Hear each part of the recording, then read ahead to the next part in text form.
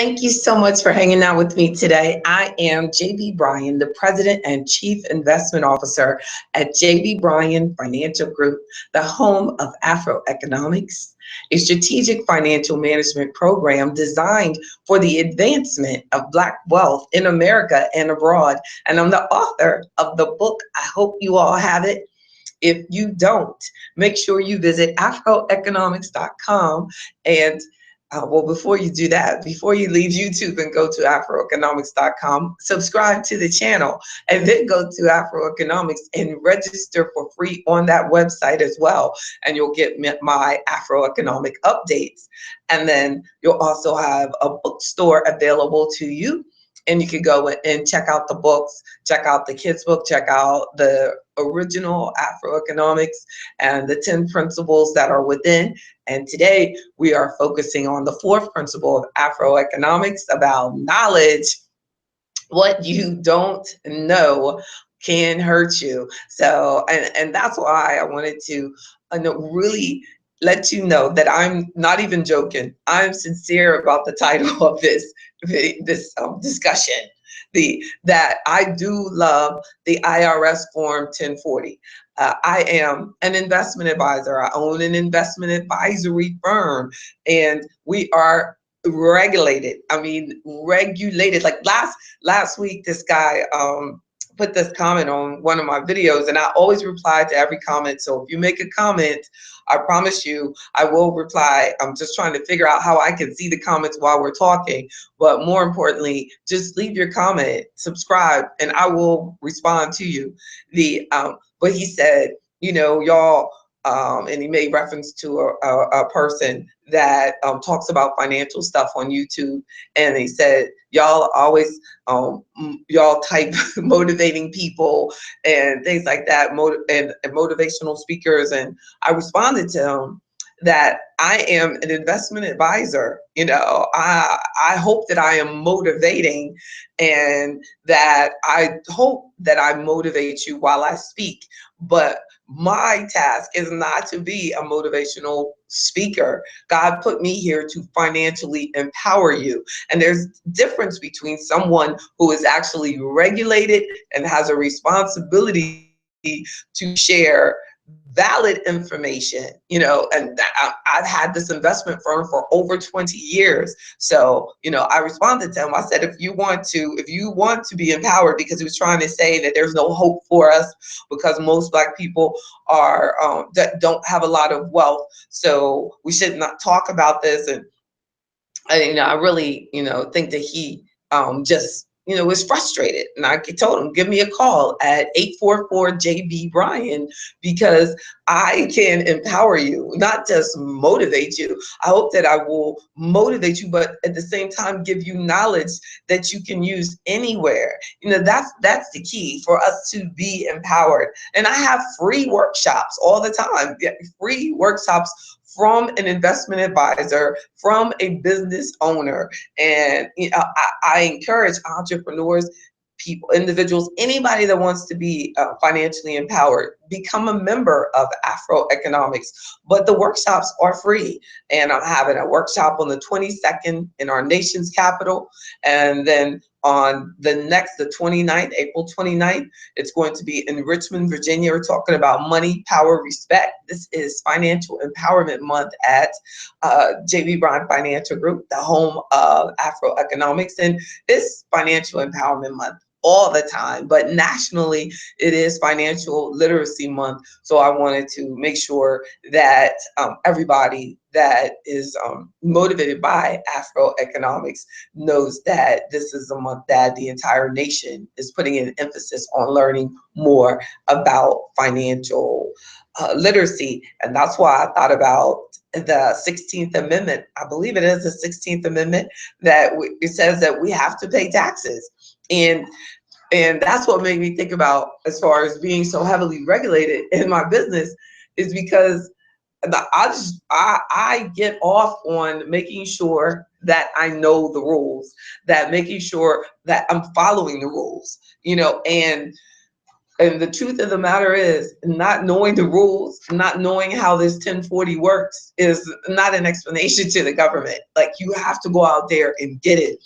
So I want to make sure that I continue to, and I hope that the brother that was feeling like things can't get better, that he's watching and he's realizing that you can put money in your pocket just by understanding the tax forms that are available to you, because we have to make money. Now, let's just talk about, I personally love the 1040 form for taxes because it equalizes everything. I just like things that are fair. I want to make sure that we live under the same rules as much as we can. The 1040 form doesn't ask who you know, who's your cousin, and all those things. It's just about you and you doing this properly and making sure that you do your part of what your response or your civic, your financial responsibility is as an American, and or a person making money in America. So we definitely need to, instead of trying to avoid regulation, try to understand regulation and how to make the rules help you. There are definitely advantages of when I can see a client's tax return. I had several clients come in, show me their tax return. Now, I do not prepare tax forms. I am an investment tax strategist. My job for my clients is to make sure that we include tax strategies in their investment decisions, in their financial decisions. So by trying to get your tax preparer to set up a tax strategy for you, in most cases, it's not going to happen. They're looking at information that already happened. I'm looking at a tax return on what we can do differently going forward so that the next year is a lot better for you. And amazingly, by the time you do last year's tax return, you're almost half the way into the next year. So that's more the reason why you have to fall in love with the idea of doing your taxes as soon as possible. You have to do them, not delay, so that you can use the information as much as possible for making the next year even better. So definitely consider emailing me at any time at jb@jbbryan.com if you're in a situation where you just want a professional to just give you a second opinion before you hit that submit button, or you just want some advice on strategies and try to figure out why you're paying so much, or are you doing the appropriate form, because there's like so many different tax forms out here, so many different 1040s. But you got the 1040 easy, you got the 1040A, and you got the full 1040 form. And I'm referring mostly to the full 1040 form when I'm telling you that I love it. Because why? Because on the 1040 form, you've got this huge section committed to writing down income sources. So we've talked several times about the more sources of income that you have, the more wealth that you can develop over time. So you have to be doing the regular 1040 form in order to itemize your tax deductions, in order to have a Schedule C for your business that you might have, or the Schedule E that you might have for your real estate that you have. You can't put that on the 1040 easy form or the 1040A form. So you have to make sure that is your tax form that you're doing. Some people want to make sure you get a free tax preparation, and they may have it for free for someone doing a 1040 EZ because they can only have certain income sources, and it's not going to lead to having a business and being able to write off the business expenses, because the EZ and the A is not going to have a Schedule C that you can attach to it. So that's why you have to learn to love it, learn to get into these discussions, learn to reach out to people like me that are actually out there helping people get their finances in order. And that's what AfroEconomics is about. That's what the workshops are about. So when you're looking at the 1040, it will say, like, even the other 1040 forms may not allow you to have head of household status. It may only allow you to have single status, and the head of household may actually help you more. So find out more. Ask your tax preparer, what is the filing status that I have? Is that the right form that I need to be using? And then you might be a student that's paying too much to have your taxes prepared, and you might be doing a big full version of the 1040 and they're charging you $150 when you could be doing the 1040 EZ and it could be done for free somewhere. So, or you could do it yourself for yourself. I think that the earlier we learn to get comfortable with doing our tax returns, the better. Like, I started my career always doing my tax return because I was a double major, accounting and finance major, so I always felt comfortable with it. Started my business in 1995, started letting the tax preparer doing my corporate return also do my individual return, and he got into a habit of doing extension. And I told him, he was a CPA even, and I told him that does not allow me to do the planning that I need for my business. And I think I'm just totally ashamed of the fact that I allowed that to go on for 15 years and I was paying thousands of dollars. Now, here it is. Over the last 5 years or so or more, I've been taking the time out to do my own corporate return and my own individual return to make sure that I'm giving myself the opportunity to see exactly what I'm doing as a business owner. It's making me, reconcile each month. It's making me, actually get comfortable and get a better understanding of where my money is going, how much you're spending in each category. Or are you taking advantage of the tax advantages that or deductions that might be available to you? Do you have your expenses categorized correctly? So as a business owner, for many of you, you really need to have an understanding of how your business impacts your 1040. A lot of you are setting up flow through corporations where the corporations, hey, you have an S corp and it's flowing through right to your, personal a tax return, and on your individual tax return it has, that and it's impacting your. Is that the best way that you need to have it set up? Do you have the correct corporate entity for you? What are the advantages and disadvantages for the corporation and things like that? So you want to ask as many questions as you can. If you're working with a professional that's just taking your info and giving you forms back, then you're working with the wrong person.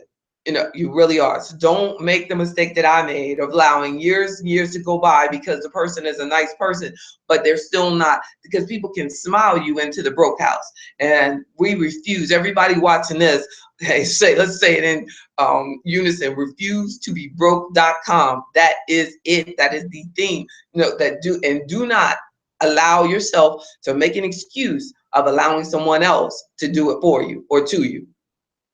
So get an understanding. Even if you have to use a tax preparer, you need to have a good understanding of how that 1040 works. And that's why I say fall in love with it instead of being in hate with it. A lot of anxiety comes this time of year. It's like, I gotta do my taxes. I gotta pay my taxes. And then, if there is someone who does smart tax strategies, we're living in a society where they talk about them negatively on TV because they're utilizing completely the tax opportunities that are available to them through the government. You must follow the rules that have been set out for you, period. We can't make up any rules. We can't create anything, but we must make sure that we have a tax strategy that is allowing us to take advantage of everything that is available to you. You're going out there, you're doing the 1040EZ or the 1040A, and then you actually have a lot of expenses that you could have been taking advantage of, like there's an educator expenses, moving expenses that you can do if you had to move during the year. And there's certain criteria, of course, it couldn't have been reimbursed by your company, but if you had to pay for it in order to keep your employment, there's some tax benefits there. So you've got to understand self-employed health insurance deduction, penalty for early withdrawal of savings, right? So probably if a person is doing a 1040A form, say that, because a 1040A, I believe, can actually include if you're putting away money into a retirement account. So if you're doing that A form, then you have to make sure that it allows for you to have the penalty. So it might switch you over just because you took out an early withdrawal from your retirement account. It may force you to go over into a different tax form. But understanding all of taking student loan interest deductions, and that can be taken on many of the other forms of the 1040EZ, 1040 A. But make sure you find out that you might be filing in the incorrect form. So you want to make sure, like on the 1040A form, the your taxable income must be less than 100,000. The only deductions you can claim are for IRA. This is for the A, and you can deduct IRA contributions, student loan interest, the allowable tuition and fees. So the 1040A is bringing into consideration that looks like it might be used more by people that are in school, or the EEZ doesn't have as many deductions. It says the taxable income must be less than 100. And then you can file as single or married filing jointly, but it doesn't see on that easy form, it's not going to allow you to file as head of household. So we need to really fall in love. Look, embrace embrace the knowledge, but find out there which of these 1040s you need to fall in love with, and when it's time to change your love affair from the EZ into the 1040, or from the 1040 back. Also on the 1040 you have the IRA deduction, and I may have put in the tuition, but you're gonna have to do this. If you want to itemize things like your mortgage interest paid or have a business, you're going to have to do the full version of the 1040 form and get a good understanding of it.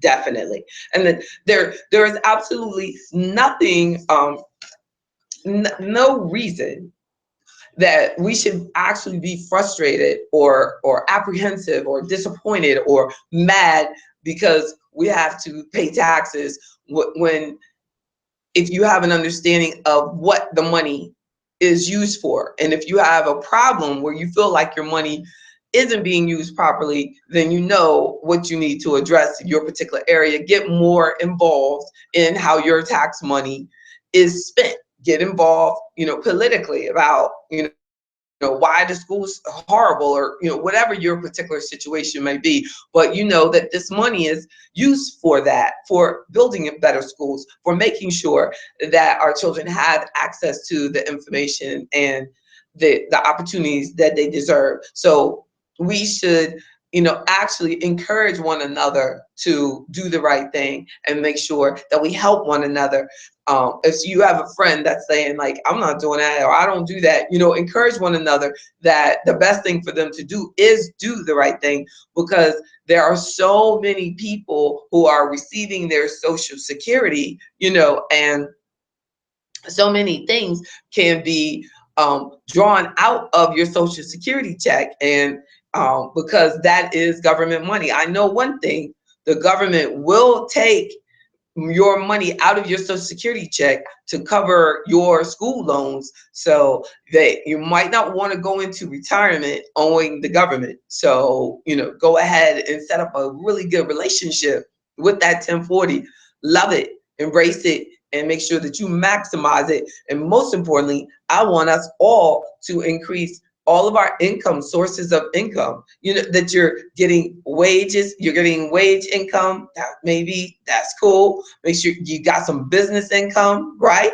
Might have some real estate royalties, monies from your S corporations. There will come in there, and you would have to file a Schedule E to take care of that money that's flowing through to you, as an additional source of income. And then unemployment compensation has to be added there, and Social Security benefits have to be added there. And then just understanding that you want to make sure that you're building up over your career opportunities, that at some point in your life you have more and more sources of income coming between that number 7 and 22, right?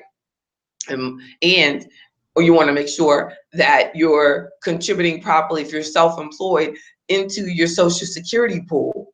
Because for many people that are self-employed, they take advantage of the opportunity to get all of that money directly. So you are bringing in a lot of cash, but you need to make sure that you put your money, that you take care of yourself for your Social Security and your Medicare, and take care of all of those responsibilities, because there will be a time if you live where you will want to take advantage of the benefits that are there available to you as Social Security. Now, that's not going to be but for some people it may be. There are people who they are relying completely on Social Security. So, and I've met people where their spouse had their own business their entire career, so they were doing things, getting paid in cash, and never contributed anything into Social Security. And that can become a problem, especially if there's a disability or something happens. So be careful, protect yourself, embrace it, accept the reality of there are good reasons why we need to love the 1040 and why we need to take advantage of it, because you could go years and years and years of avoiding getting a good understanding of it and saying, oh, they take care of that, it doesn't matter. Why do I owe so much money? And they go, well, you didn't withhold enough at work. That's not always the only solution. You know what I'm saying? Like, there are things that you may have skipped, and you need to understand, what are the deductions that are available to me? What are the things that I can use to reduce my income? And that what expenses, things, what are the things that I can take advantage of?